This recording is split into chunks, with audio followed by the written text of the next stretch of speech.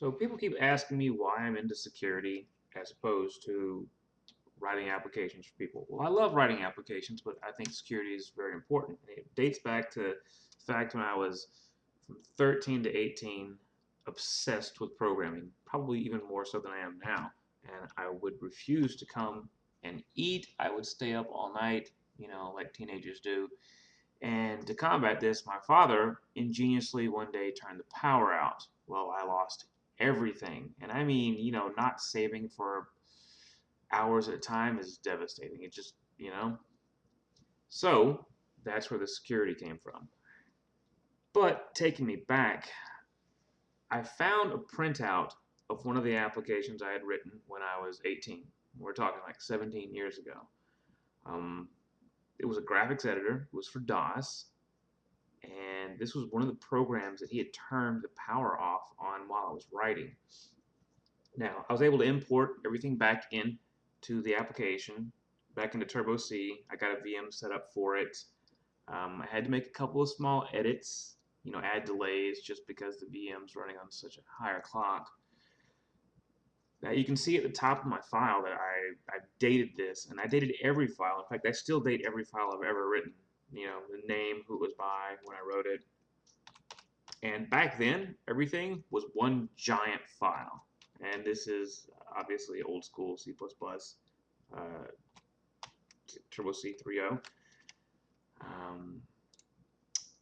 Being a printout, there were no graphical libraries, so I had to write a couple of C# libraries to import some really quick temporary graphics I made in Corel, and then I exported them to the format that I needed for this app to work, which are basically raw files of 32 by 32 tiles.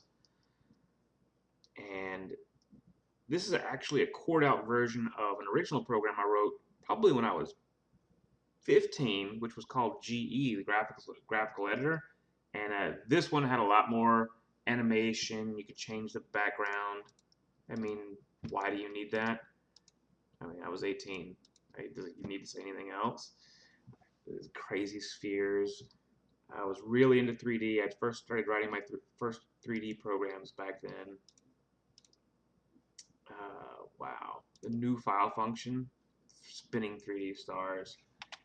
Oh, having to implement the cursor, the blinking, the double buffering for the screen. These were all challenges I basically conquered a few years before when I really poured into this. This right here was an awesome feature, the exit button. I thought it was the coolest thing in the world to be able to just slam my mouse into the corner and there's my new thing and get out that way. I'm going to load a file here real quickly and go into the editing mode. There goes a little smear out. I've got a clock down here at the bottom because when I was in full screen I didn't have a clock, so I had to add a clock, which was kind of cool. I have different pins. I'm able to put 62 tiles in this, and that's basically just enough for, I think it's 63 tiles actually. It might be an off by one. Just enough to fit in one memory segment. 64,000 bytes. It's actually 65,536, but I didn't use the last one because of caching for the mouse pointer. I had wrapping for all of my different pins. You turn the wrapping off. I had drawing. I had